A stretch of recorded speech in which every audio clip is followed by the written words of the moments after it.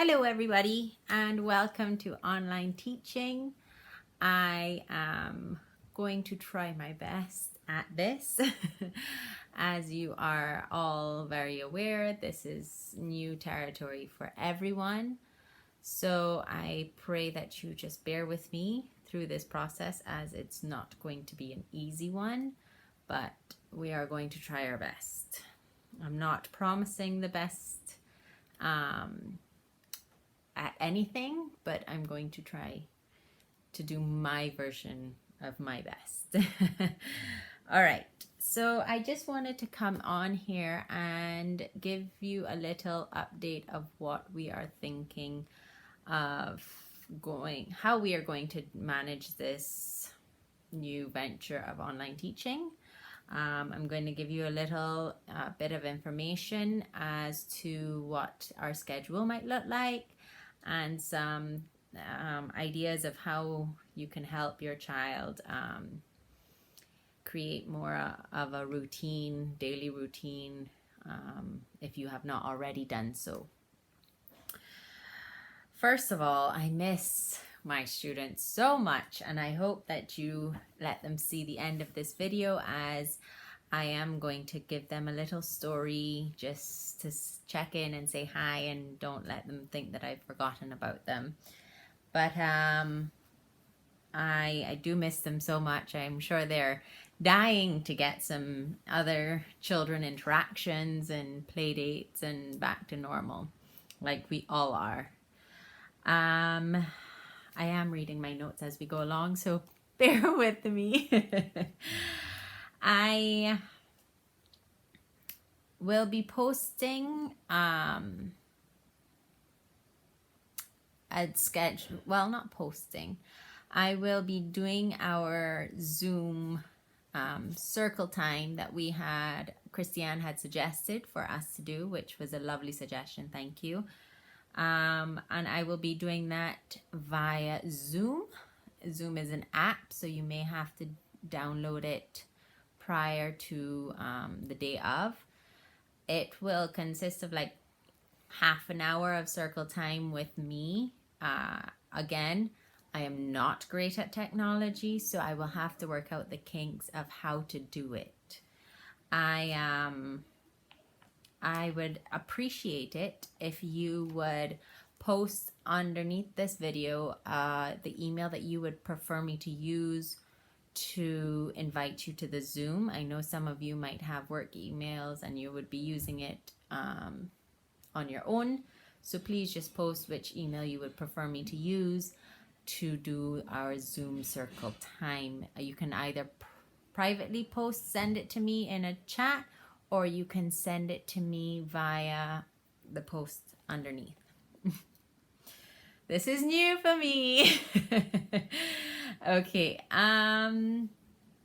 So for this week, our first week of doing this, I'm going to do a Zoom meeting on Wednesday and Friday. So if you can get this organized before Wednesday, so if you would like to be part of the Zoom meeting, I completely understand if you cannot do it because you are busy, or you don't have technology resources, or whatever the case is. You're working with it's fine. You just let me know and I won't be expecting to look for you. That's no problem. There's no pressure for any of this, as this is a difficult time for everybody. But it will be held on Wednesday and Friday for the first week, and then on every other week it will be Monday, Wednesday, and Friday. Of course, circle time we generally do every day, but I'm going to be a little overwhelmed with making videos and all of that I might need the extra time. We'll see how well I manage with everything, that we can have circle time every day, but for now we're just going to stick to the 3 days, Monday, Wednesday, and Friday. It's going to start at 10 a.m. I figured give everybody a little chance to organize and settle themselves. I know some of you may have a different routine now that this situation is, so figured 10 o'clock would be a good time for everybody and suit everybody. I will also additionally be posting educational videos, whether it's skill based videos or cognitive videos, whatever the case is. It will be posted every day. Hopefully, fingers crossed, once I'm capable of doing them. And I hope that when you do get the chance, you can go through it with your child at your convenience. If you have any questions or queries on the video that I have posted, not this one or any other video, please feel free to comment or query on the video link, because you may not be the only parent that is questioning or concerned about what I have posted. So please feel free to ask the questions there, and I will respond to you as soon as possible. So no problem if you have any concerns or queries. You may not be the only one. And subject teachers have been invited to our Class Dojo classroom, so they will also be posting their version of educational videos to also encourage you to go through them with your child at your convenience. Again, there's no pressure, but we would like you to do it and give the children something to do during the day. So look out for their videos. Miss Lopez has also agreed to very generously do story time with the children. So she will be posting videos of her reading storybooks that she has at home. Of course, we haven't been able to get back into the classroom, so whatever we are using from home, and it may not always be the most exciting or modern use of our learning manipulatives, but we are going to work with what we have. So look out for videos from Miss Lopez on Storytime. And for right now, that seems to be it all. I do encourage you to create a routine with your child, whether it's in the morning you start with puzzle work or Play-Doh or fine motor skills, lacing cards, if you have anything at home. That would be like, you could do that from 9 to 9:30, and then we get ready for circle time with me at 10. On those other days, you can have a little outdoor time, but of course I know that may vary whether you can monitor your child outside, unless it's gated and they can just go outside for that time. Come back in, have snack time, and then have some free time, maybe a little TV time or free play, whatever they would like to do. And then come back in, try and do, a little lesson that Miss Mark has sent, or Mrs. Hutchinson, one of the teachers. You could do that for a little bit, and then go into lunch. After lunch, you can go back outside if they can go back outside. You can do block activities. You can do more of the lessons that the teachers have sent. I don't know how often we're going to send them, if they're sending, and when they're sending them, so if you need the extra time. And then they can have quiet time. And then in the afternoon, the sun has gone down a little. You may want a little break from work. If you're working from home, take them outside, ride bikes, anything like that, scooters, sidewalk chalk art, painting activities. See if you could designate an outdoor table, so the children don't, dirty inside if you wish, and that way they can paint, and they can do chalk, they can do Play-Doh, and it's not too messy. But I encourage you to let them do one activity at a time, so that they accomplish finishing the activity, packing away the activity.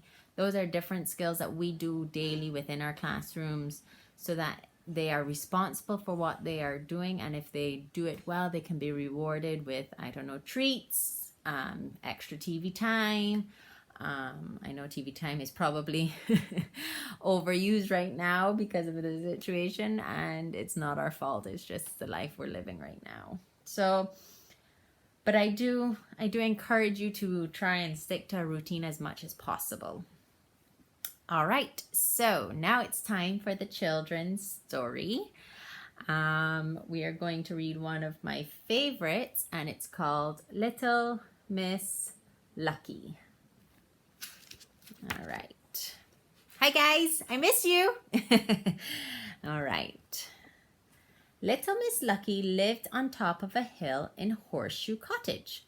One evening after supper, she went to bed with a book she had bought that morning. She loved to read, and the place she loved to read most was in bed. Do you like reading in bed? Lots of people do.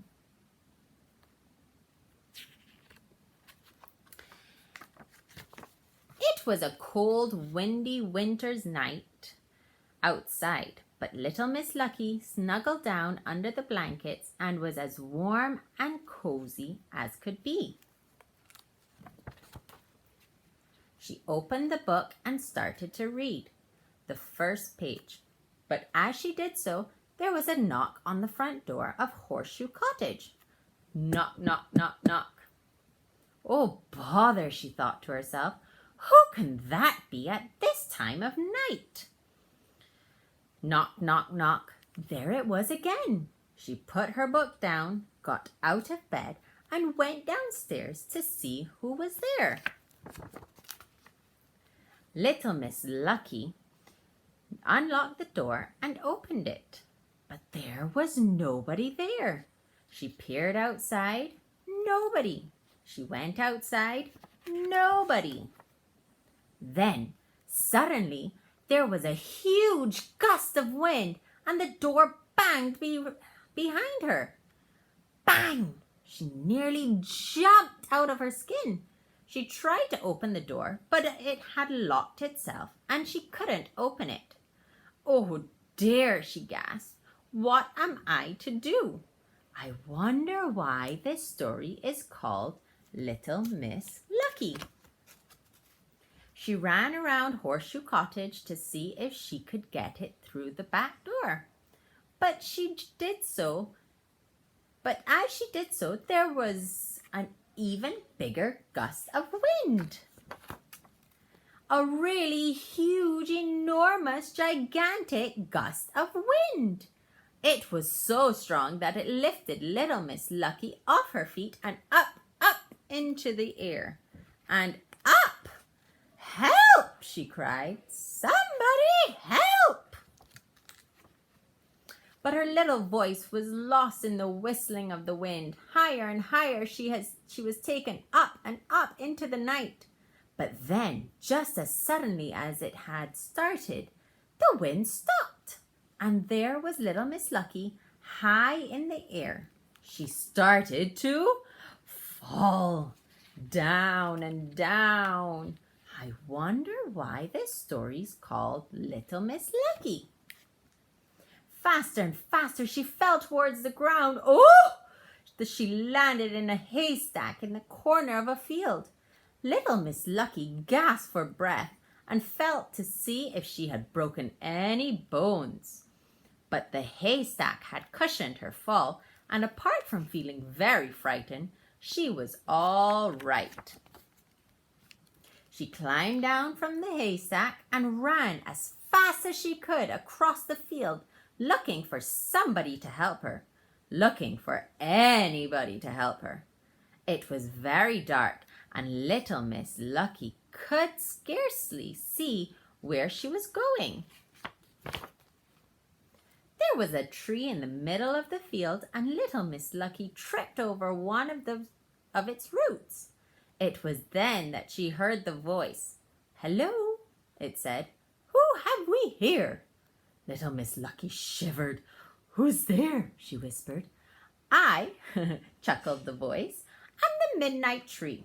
And as little Miss Lucky looked at the tree, she saw that it had a face. Not the sort of face you would like to see on a cold, dark, windy night. I wonder why this story's called Little Miss Lucky. Doesn't sound like she's very lucky, does it? The tree grinned and reached out one of its branches. Oh! Little Miss Lucky jumped to her feet and ran away as fast as ever her legs could carry her, as far away from that tree as possible. But as she ran, she heard a noise behind her. Thud, thud, thud, thud. She looked over her shoulder and couldn't believe her eyes. Thud, thud, thud. The tree was chasing her. Oh! She ran faster than ever. Thud, thud, thud. But the tree was getting closer. Thud, thud, thud. Little Miss Lucky stopped and shut her eyes tight. Thud. I wonder why this story's called Little Miss Lucky. This isn't lucky at all. Thud. Little Miss Lucky opened her eyes wide. The book she had been reading in bed had slipped from her fingers and fallen onto the bedroom floor. Thud. Ah, she wasn't actually being chased, was she? She had fallen asleep reading her book. It had all been a dream. A dream. No knock at the door. No terrible wind. No midnight tree. A dream. And now you know why this story is called Little Miss Lucky, don't you? Was she lucky? Yes, because she didn't actually get chased, did she? She was just dreaming. Anyhow, I hope you guys enjoyed that story. I miss you and I look forward to seeing all of you during Circle Time on Wednesday. Take care and be safe, everybody.